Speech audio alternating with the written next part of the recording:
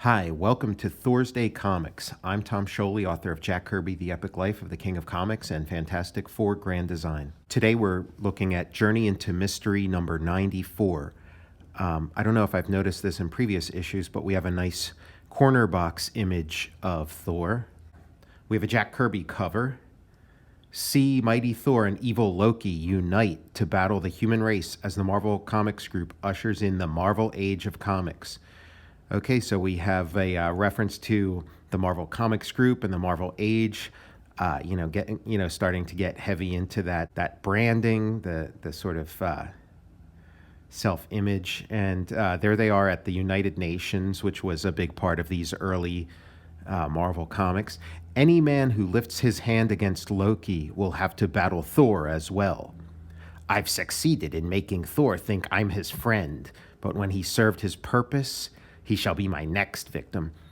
So Jack Kirby on the cover, no Jack Kirby on the interior, although, chances are Jack Kirby came up with this idea for what the story would be on the cover, either alone or with Stan Lee. So he has sort of story input that way, but the rest of it is out of his hands. The mighty Thor. Thor and Loki attack the human race.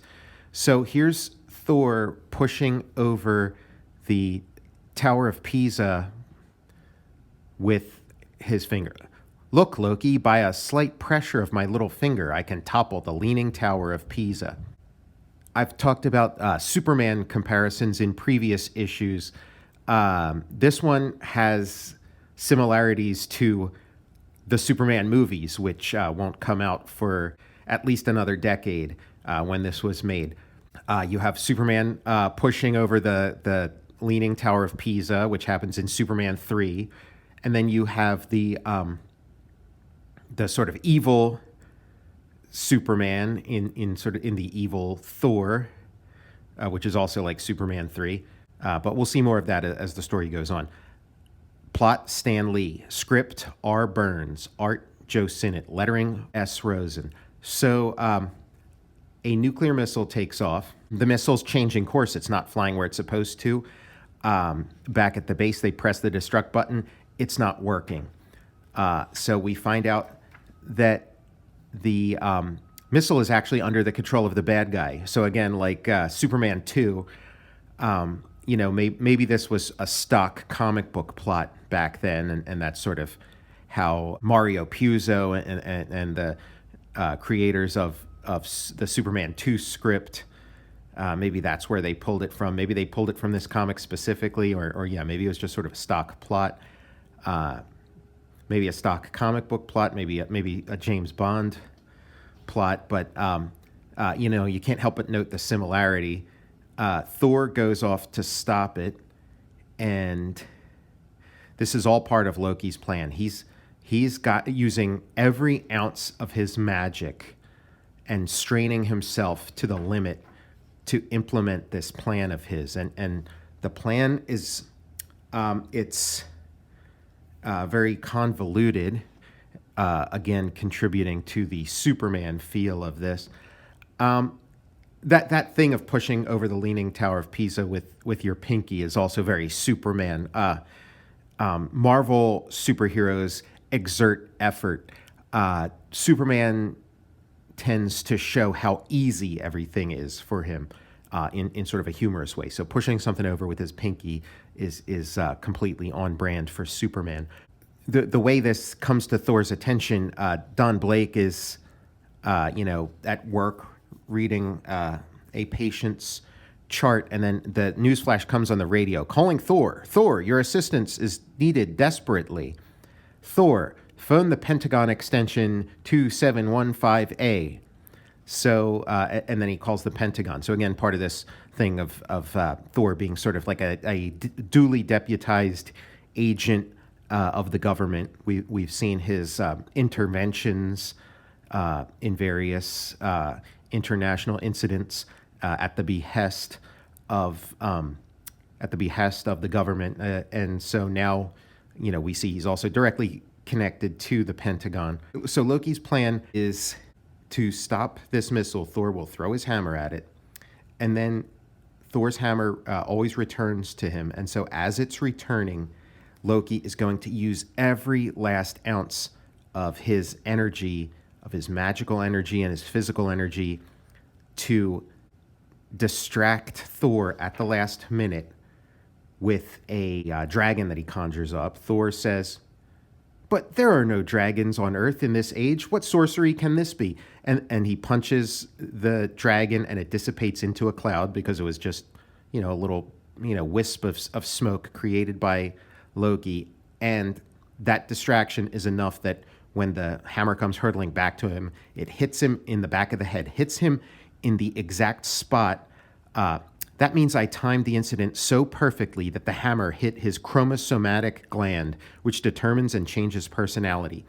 I'm no scientist. I don't know how valid that is, but that sounds like, more sort of comic book science, and that it would change Thor's personality. And I'll soon see whether Thor's nature has changed from good to bad due to the blow on his head.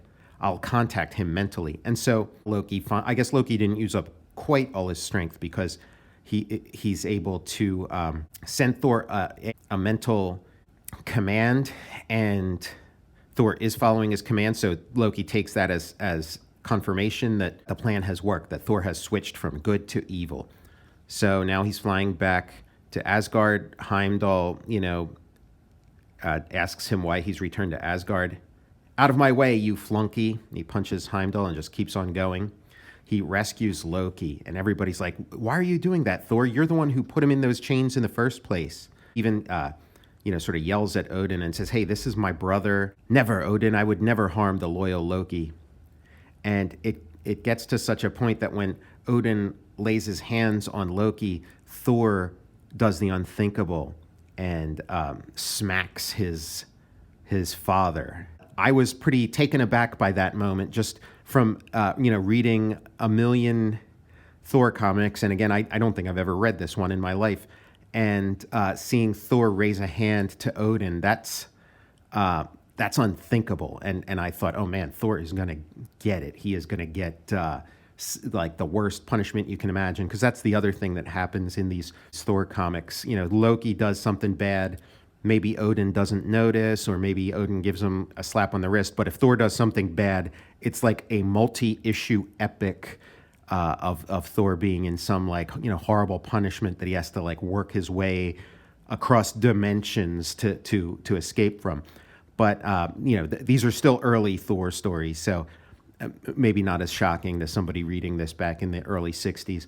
In spite of all that, Odin immediately forgives him, because he knows, stay back, Thor is bewitched. He knows not what he does. So he understands that Thor is under Loki's spell.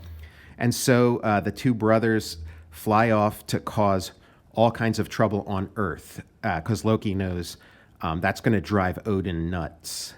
That's sort of the weak spot to get to Odin, because of Odin's love for the Earth. And I got to say, in this story, as sort of contrived and silly as it is, it did warm my heart seeing Loki and Thor teamed up, even if they're teamed up to cause evil. It was just nice to see these estranged brothers who've been estranged for thousands of years, getting together and joining forces. I don't know. It's nice. It's very satisfying. It kind of warmed my heart a little bit to see. So then they go on this rampage, destroying, famous monuments throughout the world. The Taj Mahal, which we've seen in previous issues, the Eiffel Tower, and the aforementioned Tower of Pisa.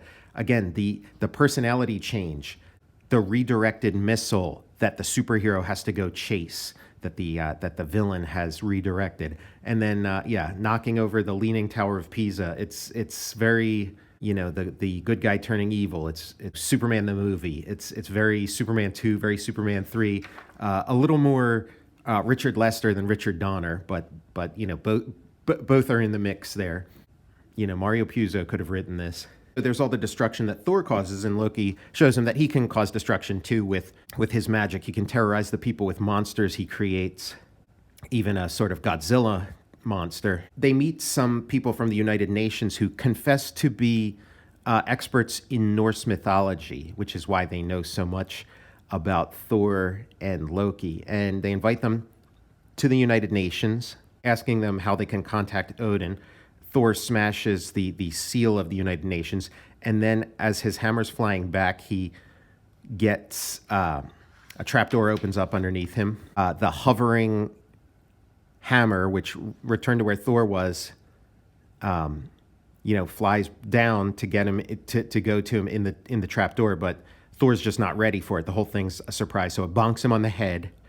And again, this is like a sitcom plot where one bonk on the head changes your personality, a second bonk on the head changes your personality back. United Nations delegates reveal themselves to be Odin and the rest of the High Fathers of Asgard. They said, "We weren't lying when we said we were. As I told you, we are experts on the Norse gods. We can even understand the subtle, sinister schemes of Loki. Do you recognize us now? Odin and the gods of Asgard." And so this was all a ruse to get Thor turned back, and Thor is definitely back. He throws his hammer, bam, right at Loki's head. And Loki's personality does not change. I guess Thor didn't hit him in the chromosomatic gland. "Forgive me, people of Earth, for the destruction I wrought while under Loki's spell. We gods of Asgard vow with our supernatural powers to repair all the damage done to your planet. Everything shall become once again as it was." And Odin adds, "And the memory of these events shall be erased from the minds of men," which is something that happens a lot in early Marvel comics, where something crazy happens and then Odin erases it from the minds of men, or the Galactus visit, the first Galactus visit in the Fantastic Four, all evidence of it gets erased, and all photographic evidence and film. You don't see that as much later in Marvel, and I'm guessing it's a way to keep things consistent with our own reality. So you can say that, the adventures of the Marvel characters take place in our universe, because you might say like, I didn't see anything on the news about the Leaning Tower of Pisa getting knocked over, and it's like, here's your explanation why it's been erased from the minds of men. Before the idea sort of solidified that in later decades that the adventures of the Marvel superheroes don't happen in our world. They happen in another dimension that's pretty much identical to ours, except for the existence of a pantheon of superheroes and supervillains. "Now that Loki is once again imprisoned, one thing still troubles me, Father Odin. What if he should escape again? And what if we should be unable to thwart his plans? Do not fret, my son. No matter how strong or how sly evil may be, there will always be a champion to challenge and defeat it, a champion such as mighty Thor, noblest of the gods, protector of mankind." So I like that idea, that we can take anything that's thrown at us, that no matter what kind of awful shithead comes around to cause a lot of trouble, somebody's going to step up to stop them. It's a comforting thought. I'm Tom Scioli, author of Jack Kirby, The Epic Life of the King of Comics and Fantastic Four Grand Design. Thank you for joining me. I'll see you next THORsday.